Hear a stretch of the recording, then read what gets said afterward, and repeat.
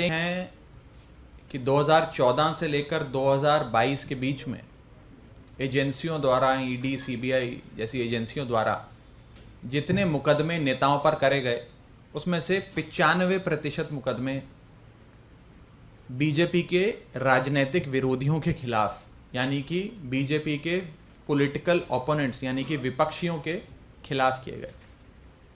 आप सब ये बात जानते हैं कि 2014 से लेकर 2022 के बीच में बताया जाता है कि 125 बड़े नेताओं पर मुकदमे हुए। 125 में से लगभग 118 बीजेपी के राजनीतिक विरोधी हैं, यानी कि विपक्ष के नेता हैं। ये तो जग जाहिर है, आप सबने देखा, समझा, कई अखबारों में भी पढ़ा। और बड़े बड़े नेताओं पर मुकदमे किए। मनीष सिसोदिया से लेकर संजय राउत तक, राहुल गांधी से लेकर सोनिया गांधी तक, पी चिदम्बरम से लेकर फारूक अब्दुल्ला तक, अनिल देशमुख से लेकर नवाब मलिक तक, सारे जो बड़े शीर्ष नेता हैं अपनी अपनी पार्टियों के, उन पर मुकदमे दर्ज करे गए और केसेस को पकाया गया। पकाया इस तरह गया कि जब मौका मिलेगा, चुनाव नज़दीक आएगा, राजनीतिक परिस्थितियां बदलती नजर आएंगी, तो समन भेजकर उनको बुला लेंगे, एजेंसियों के चक्कर कटवाएंगे और फिर भी वो नेता नहीं माना तो उसे पकड़ के जेल में डाल देंगे। ये चलता आ रहा है। और इस बीच एक बड़ी राजनीतिक डेवलपमेंट होती है। वो बड़ी राजनीतिक डेवलपमेंट है इंडिया गठबंधन का बनना। इंडिया गठबंधन के बनने से भाजपा पूरी तरीके से डर गई, घबरा गई और भाजपा को ये समझ में आ गया कि अभी तक वो ये तमाम पार्टियां अलग अलग चुनाव लड़ती थी, वोट बढ़ जाता था तो बीजेपी सीटें जीत जाती थी, सरकार बना लेती थी। लेकिन इंडिया गठबंधन बनने के बाद सारे एकजुट होकर अगर चुनाव लड़ते हैं, भाजपा के एक प्रत्याशी के खिलाफ इंडिया गठबंधन का एक प्रत्याशी चुनाव लड़ता है, तो भाजपा की सीटें कम होती हैं और भाजपा हार के नजदीक आ जाती है और लगभग हारती हुई नजर आती है। ये डर कहीं ना कहीं बीजेपी को सता रहा है और इसी के चलते हमारे सूत्र हमें बताते हैं कि एक योजना बनी है। इन पुख्ता सूत्रों का कहना है, ये योजना है कि जो टॉप लीडरशिप है इंडिया गठबंधन के पॉलिटिकल पार्टीज की, जो मेन नेता हैं इंडिया गठबंधन के, उन्हें पकड़ के जेल में डाल दो। जब टॉप नेता जेल में डाल दिया जाएगा तो वो चुनाव कैसे लड़ेगा? वो तो कोर्ट, कचहरी, वकील, एजेंसी, जेल के चक्कर काटता रह जाएगा। पार्टी कैसे चलेगी? तो यानी कि अगर इंडिया गठबंधन के एक एक नेता को, जो शीर्ष नेता है, टॉप लीडरशिप है पार्टी की, या पार्टी का मेन मुखिया है, मेन अध्यक्ष है, अगर उसे ही पकड़ के जेल में डाल दोगे तो रेस में तो अकेले भाजपा दौड़ेगी और अकेले ही जीत जाएगी। जब रेस में कोई दौड़ेगा ही नहीं उनके साथ, तो अकेले ही दौड़ेगी और अकेले ही जीत जाएगी। इसी श्रृंखला में एक योजना बनी है और उस योजना में पहला अरेस्ट दिल्ली के मुख्यमंत्री अरविंद केजरीवाल का भाजपा की एजेंसियां करने जा रही हैं। दिल्ली में 7 लोकसभा की सीटें हैं।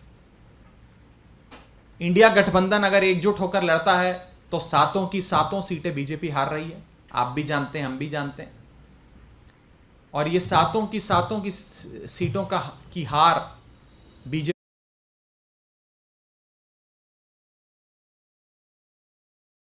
अपने अरेस्ट की शुरुआत दिल्ली से करने जा रहे हैं और पहला अरेस्ट अरविंद केजरीवाल जी का करेंगे, ताकि इन 7 सीटों पर आम आदमी पार्टी लड़ने लायक ना रहे।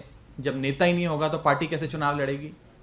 और अरविंद केजरीवाल जी को जेल में डालो, 7 सीटें दिल्ली की अपनी जेब में डालो। यह भाजपा का लक्ष्य है। इसके बाद ये लोग अगला अरेस्ट जो करने जा रहे हैं वो एक ऐसे राज्य का है जिसमें 14 सीटें आती हैं। 14 की 14 लोकसभा सीटों पर भाजपा की हालत खराब है और ये झारखंड राज्य, जिस राज्य में जेएमएम पार्टी की सरकार बनी, जब से हेमंत सोरेन साहब वहाँ के मुख्यमंत्री बने, तब से उनकी लोकप्रियता इतनी बढ़ती गई कि वो भाजपा जो 2019 में 14 में से 12 सीटें झारखंड की जीती थी, आज 14 में से 4 सीटें भी जीतती नजर नहीं आ रही है। इसी के चलते अगला अरेस्ट वे हेमंत सोरेन साहब का करेंगे और झारखंड की रेस में अकेले ही भाजपा दौड़ेगी, अकेले ही जीतेगी, ये लक्ष्य है। इसके बाद बिहार के राज्य में, जहां पर पिछली बार नीतीश कुमार के सहारे भाजपा 2019 का लोकसभा चुनाव लड़ी थी, शानदार प्रदर्शन रखा था, 40 में से 39 सीटें जीती थी। उस राज्य में जब से नीतीश कुमार जी ने उनका दामन छोड़ा और आरजेडी और जेडीयू ने मिलकर सरकार बनाई, तभी से ये योजना बन गई कि आरजेडी की टॉप लीडरशिप जो है उसे पकड़ के जेल में डालो।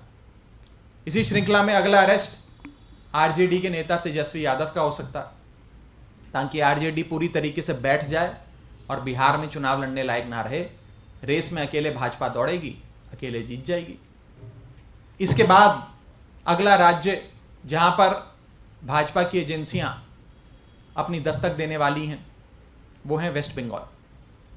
बंगाल वो राज्य जहां पर भाजपा ने पूरे दमखम से राज्य का चुनाव लड़ा, विधानसभा का चुनाव लड़ा, खूब पैसा भी खर्चा, समय भी लगाया, नेताओं को, बड़े से बड़े नेताओं को उतारा, लेकिन कुछ खास नहीं बना। और ममता बनर्जी की तृणमूल कांग्रेस बेहतरीन मार्जिन के साथ विधानसभा की सीटें जीती और अपनी सरकार बनाई। तो वे समझ गए कि बंगाल में ममता बनर्जी को हराना मुश्किल है। हराना मुश्किल है तो एक ही उपाय है, ममता बनर्जी और अभिषेक बनर्जी को पकड़ के जेल में डालो। अगर उन्हें जेल में डाल देंगे तो बंगाल में हमारे लिए राह आसान हो जाएगी, अकेले रेस में भाजपा दौड़ेगी, अकेले रेस में भाजपा जीत जाएगी। तो अगला जो इनका दस्तक होगी झारखंड और बिहार के बाद, वो बंगाल के राज्य में होगी, जहां 42 लोकसभा सीटें आती हैं, बड़ा राज्य है। इसके बाद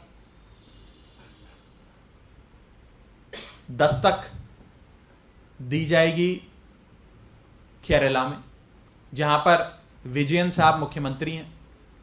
जब से सीपीएम की वहां सरकार बनी, पिनराई विजयन साहब मुख्यमंत्री बने, तब से उनकी लोकप्रियता बढ़ती जा रही है। और आलम कुछ इस कदर है कि केरल में 20 लोकसभा सीटें आती हैं, 20 में से एक भी सीट भाजपा की नहीं है। भाजपा अपना खाता खोलना चाहती है केरल में। खाता खोलने के लिए विजयन साहब को हराना और सीपीएम को केरल में हराना असंभव है, बहुत मुश्किल है, बहुत कठिन है। आसान बस इतना है कि केरल के मुख्यमंत्री पिनराई विजयन को पकड़ के जेल में डालो। वो जेल जाएंगे तो पार्टी चुनाव नहीं लड़ पाएगी, पार्टी चुनाव नहीं लड़ पाएगी तो भाजपा की जीत निश्चित है। ये 4-5 मुख्य अरेस्ट करने के बाद अगली दस्तक जो भाजपा की एजेंसियां देंगी वो तमिलनाडु में। तमिलनाडु फिर एक ऐसा राज्य जहां पर लोकसभा की 39 यानी कि 39 सीटें आती हैं, बड़ा राज्य है। और इन 39 सीटों में से एक भी सीट भाजपा की नहीं है। तमिलनाडु में एक बड़ा राजनीतिक दल जो बीजेपी के साथ अलायंस में था, बीजेपी के साथ गठबंधन में था, AIADMK, वो भी बीजेपी का साथ छोड़ के चला गया। तमिलनाडु में भाजपा की हालत पतली है। तो तमिलनाडु में एंट्री करने के लिए, कुछ सीटें तमिलनाडु से लोकसभा की बटोरने के लिए, अपना खाता खोलने के लिए सबसे आसान काम है कि MK स्टैलिन जो वहाँ के सबसे लोकप्रिय नेता हैं, मुख्यमंत्री हैं, उनके करीबियों को पकड़ के जेल में डालो। और आप देख ही रहे हैं कि कैसे उनके एक मंत्री सेंथिल को इन्फोर्समेंट डायरेक्टरेट ने पकड़ के जेल में डाल दिया, और नेताओं को अब बहुत जल्द पकड़ा जाएगा। और MK स्टैलिन को, उनकी पार्टी को कमज़ोर करो ताकि वो तमिलनाडु में इलेक्शन लड़ने के काबिल ना बचे। उसके बाद अगली दस्तक तेलंगाना में दी जाएगी, जहाँ पे फिर आने वाले राज्य का चुनाव और आने वाला राष्ट्रीय चुनाव दोनों भाजपा बुरी तरीके से हार रही है, और वहाँ पर BRS पार्टी बहुत मजबूत है। तो BRS पार्टी को दौड़ से हटाने के लिए BRS के शीर्ष नेतृत्व केसीआर और उनकी बेटा और बेटी को अरेस्ट करने की तैयारियां चल रही हैं। इसी श्रृंखला में आखिरी दस्तक जो दी जाएगी वो महाराष्ट्र में दी जाएगी। महाराष्ट्र वो राज्य जहां पर भाजपा ने शिवसेना के साथ मिलकर और शिवसेना के भरोसे 2019 में बहुत शानदार प्रदर्शन किया, बड़ी सीटें बटोरी, लेकिन जब से शिवसेना ने भाजपा का दामन छोड़ा, अपने रास्ते गई, तब से भाजपा वहां कमजोर हो गई। और आज जो बैकडोर से महाराष्ट्र में सरकार बनाई है, उसके चलते लोगों का प्यार, आशीर्वाद और सहानुभूति सब उद्धव ठाकरे के साथ और उनकी पार्टी और उनके गठबंधन के साथ है। तो अंत में आखिरी शिकार भाजपा का होगा महाराष्ट्र में, जिसमें उद्धव ठाकरे साहब को कमजोर करने के लिए, शरद पवार साहब को कमजोर करने के लिए उनके पार्टी के जो मेन नेता हैं उन्हें पकड़ के जेल में डाला जाएगा। अल्टीमेट गोल, जो सबसे बड़ा उद्देश्य भाजपा का है, वो ये है कि एक ही पार्टी इस देश में बचे और एक ही नेता इस देश में बचे, बाकी सारी पार्टियां समाप्त हो जाएं, कोई पार्टी कोई भी राज्य में चुनाव लड़ने लायक ना रहे, ताकि ना रहेंगी विरोधी पार्टियां, ना लड़ पाएंगे विरोधी पार्टी के नेता चुनाव, ना रहेगी बांस, ना बजेगी बांसुरी। ये हमारे सोर्सेज पुख्ता तौर पे हमें बता रहे हैं कि आने वाले समय में ये सारी चीज़ें इसी श्रृंखला में जिस ऑर्डर में मैंने आपको बताया है, ये सारी चीज़ें होने जा रही हैं। ये बेहद खतरनाक है, देश के लोकतंत्र के लिए खतरनाक है। अगर देश में पार्टियां ही नहीं बचेंगी, नेता जेल में डाल दिए जाएंगे, नेता ही नहीं बचेंगे, फ्री एंड फेयर इलेक्शंस ही नहीं होगा, लोकतंत्र ही नहीं बचेगा, तो हमारे देश की जो नींव है वो हिल जाएगी। हमारे देश की इमारत जिस नींव पे खड़ी है वो नींव नहीं बच पाएगी। एक बहुत खतरनाक खेल देश के लोकतंत्र के साथ खेला जा रहा है। इसकी चिंता आपको भी है, हमको भी है और 135 करोड़ भारतीयों को है।